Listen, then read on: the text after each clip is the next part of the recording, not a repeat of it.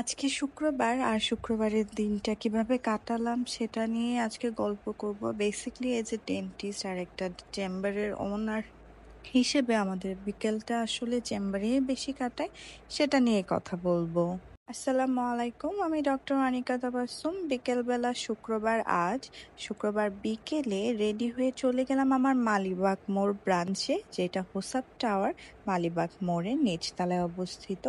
রাস্তায় বের হয়েই দেখি ছাত্রদের ছোটখাটো একটা মিছিলের মতো সবাই মিলেমিশে যাচ্ছে, আর রাস্তা দিয়ে আমিও যাচ্ছি এবং দেখতে পেলাম যে খুব সুন্দরভাবে রাস্তার পাশে ছাত্ররা ট্রাফিক কন্ট্রোল করছে।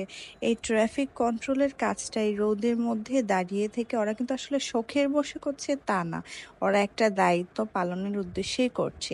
একদিনে তো সব সিস্টেম ঠিক করা যাবে না, তবে একদিন থেকে তো শুরু করতে হবে, না হলে তো আসলে কোনো সিস্টেমই ঠিক হবে না। শুক্রবার দিন দুপুর ৩টার পরে একটু দেখা যায় ভিড় বেশিই থাকে রাস্তায়।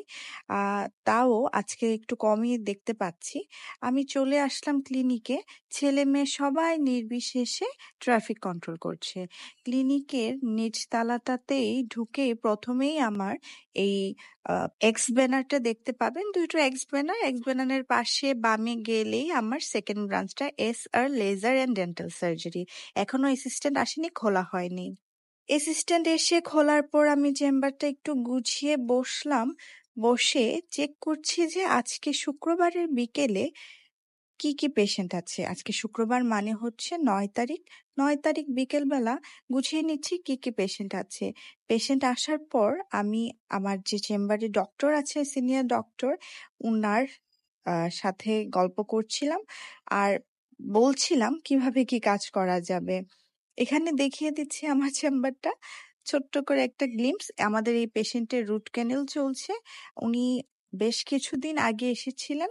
উনার দাঁতে একটা গর্ত হয়ে গিয়েছিল, কিন্তু ওই গর্তটা উনাকে আমরা বলেছিলাম পার্মানেন্ট ফিলিং করে দিতে। বেশ ৩-৪ মাস আগে হবে, কিন্তু উনি তখন সময়ের অভাবে অথবা সচেতনতার অভাবে করতে পারেনি। তাই ৩ মাসের মধ্যে উনার প্রচন্ড ব্যথা শুরু হয়েছে এবং উনার আলটিমেটলি রুট ক্যানেল করাই লাগছে। রুট ক্যানেল করার জন্য বেসিক্যালি আমরা অনেক অত্যাধুনিক মেশিনস ব্যবহার করি, যেমন এপেক্স লোকেটর, এন্ডোমোটর এবং পোর্টেবল এক্স-রে। এরপর আমি আমার পেশেন্টের কাজ শুরু করলাম। উনি হচ্ছে আমাদের একজন আপকামিং ডেন্টিস্ট, মানে ডেন্টাল সার্জন স্টুডেন্টের বাবা। উনি হচ্ছেন আমাদের রেগুলার পেশেন্ট। আমার কাজ ছাড়া উনি আসলে অন্য কারোর কাছে করতে চায় না। তাই আমি যখন আসি উনি আমার কাছে দেখাতে শুরু করে।